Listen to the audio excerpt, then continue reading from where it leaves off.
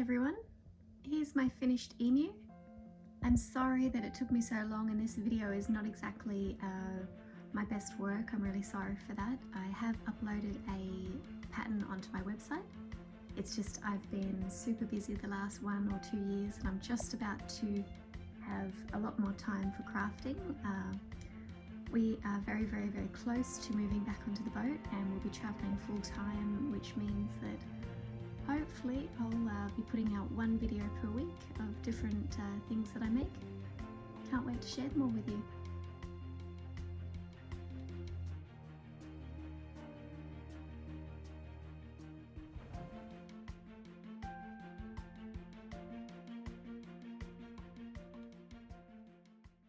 The first thing I need to do is draw out the shape of my bird.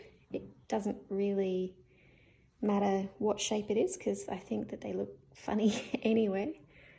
So I've gone with a big fat belly and a nice big tail and a skinny neck. I actually might make that neck a little bit longer so it goes right up to the top there, just because emus have very long necks.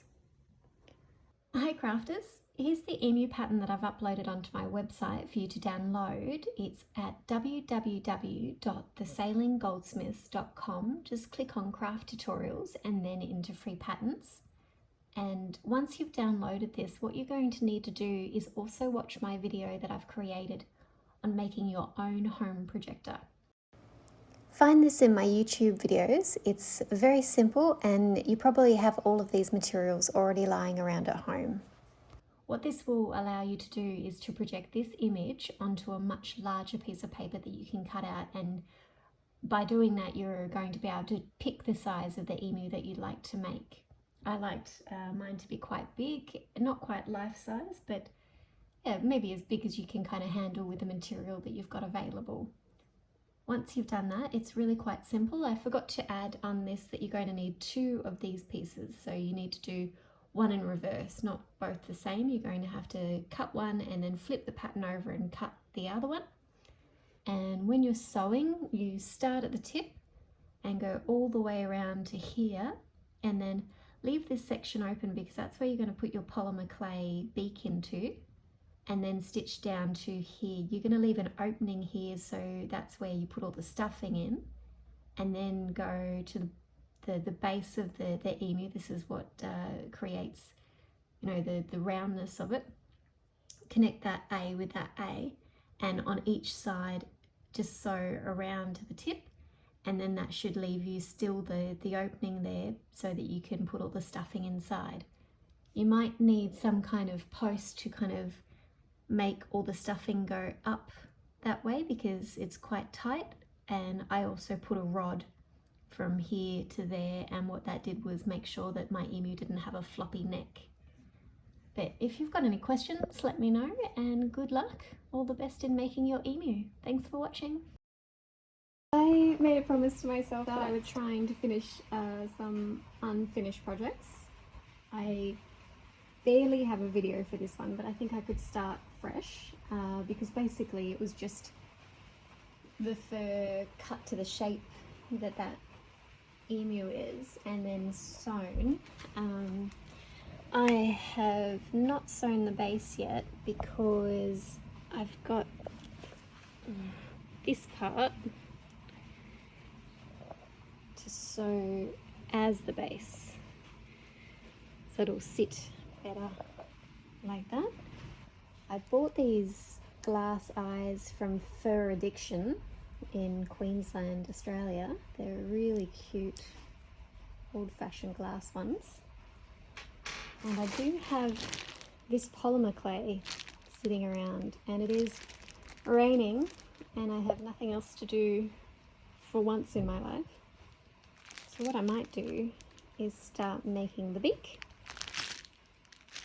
No idea how I'm going to do this, but you can't just go and buy an emu beak. You need to make one.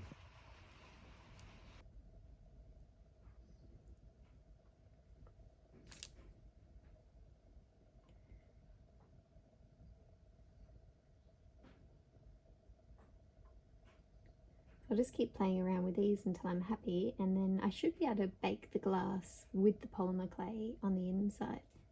And then when I put put it in the fur, it won't get lost as much, and I can paint the polymer clay a little bit to blend it in. I think it'll look much better than just putting the eye on its own. So I'll keep playing with those, and then I'm working on the beak still. So I've just got a piece of, this is baking paper, and I'm going to use this brown piece of polymer clay and build up the shape of the beak around it, and then when I bake it I should be able to just pull the paper out. I'm completely making this up because I've got no idea what I'm doing, but I think it should look pretty cool when I'm finished.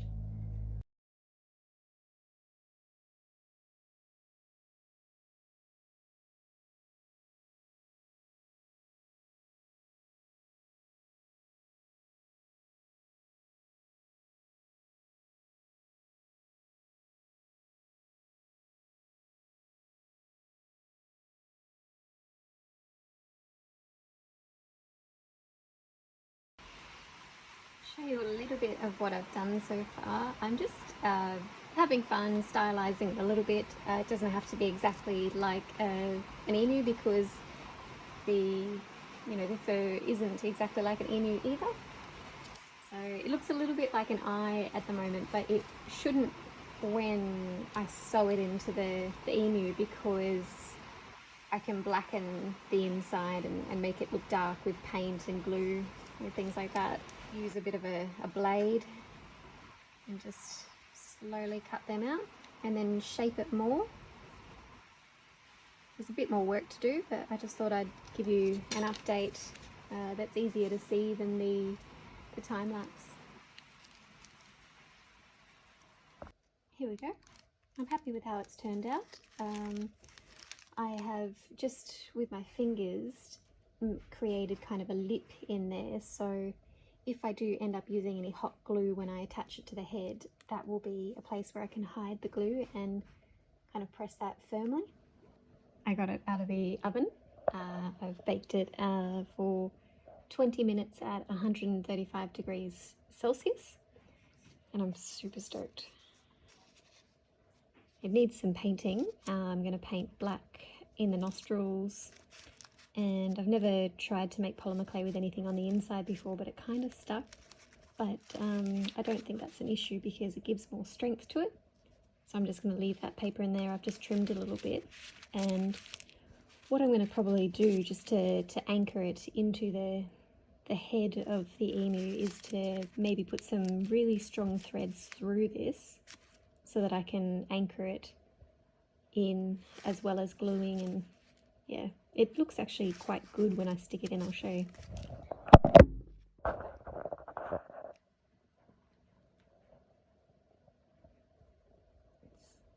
think it's very, very well fitted, so I can glue all the way along. Yeah, super happy with how that looks. I've been holding off on this project for probably a year now, so I'm happy to finally be making some movement on it.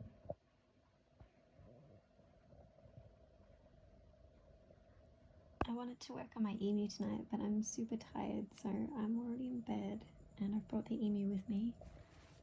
And I just wanted to show you how I've been doing the blanket stitch all along just the top of it. So I'm going to continue doing that. Another really tired night after working all day on the boat, but we are finally starting to paint, so there's a little bit of progress there. And I still want to try and get in some crafting while we're working this hard. So I came home and finished stitching just the bottom of the emu. So it's a little bit hard to see the shape because the head's all inverted in there. I've stitched blanket stitch all the way along here. What I did was I had that little teardrop shape or marquee shape, and I've sewn from the tail all the way to the tip and then back again. And what that's done is it's just left an opening on the neck. So I'm about to pull it in the right way. There she is, all ready to stuff. And I actually feel like doing that now, even though it's 10:30. I should really be getting into bed.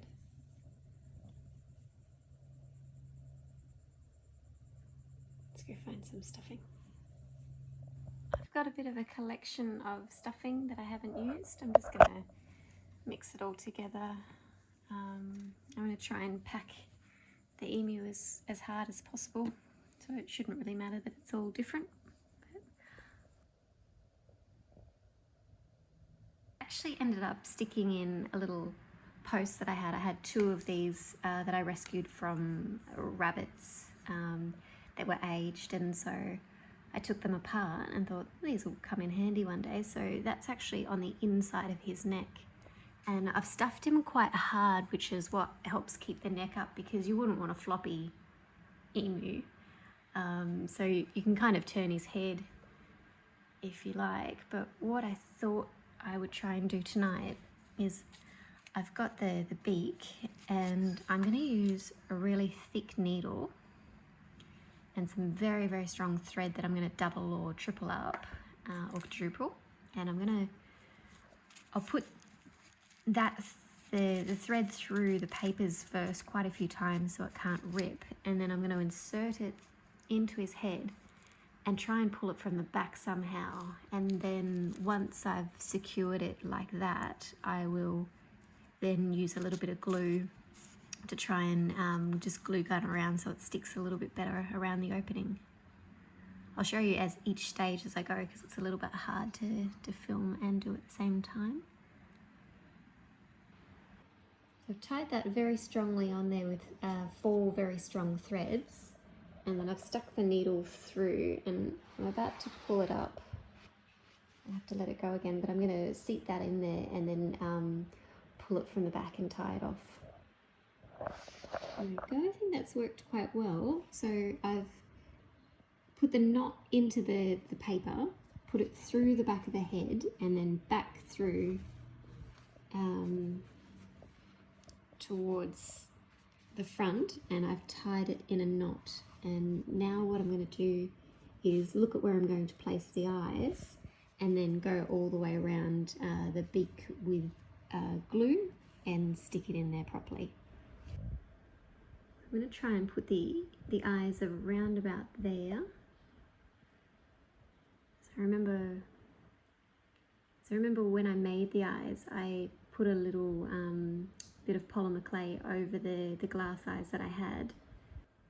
That worked really well. So what I did was I used the same thread up through the hole that's still there from the beak, out where I wanted the eye to come. I threaded the eye on, and then back next to where I put the other thread, and back down again. And instead of going to the other side of the eye, what I'll do now is turn the bird around and do the same on the other. And then because I've left these extra bits dangling from before, it's a really good place to knot it all back together again. At the end, what I did was I trimmed up his head a little bit just to highlight the eyes and the beak. And then I used a bit of a dark brown marker, which ended up being a little bit greenish. I suggest that maybe if you're going to do that, trial it on some scrap fur before you do it. But yeah, I just kind of painted in the inside of there. Yeah, quite happy with it. Darkened around the eyes a little bit. You can customize him any way you like. Have fun, guys. Waltzing out from the shade of the ironbarks came Emu. She arched her graceful neck over the brew. "Oh ho, Dingo," she fluttered. "What have we here?" "Gooey chewy wombat stew," boasted Dingo. "If only it were a bit more chewy," she sighed. "But don't worry, a few feathers will set it right." "Feathers," Dingo smiled. "That would be chewy." "Righty-o, in they go." So into the gooey brew, Emu dropped her finest feathers.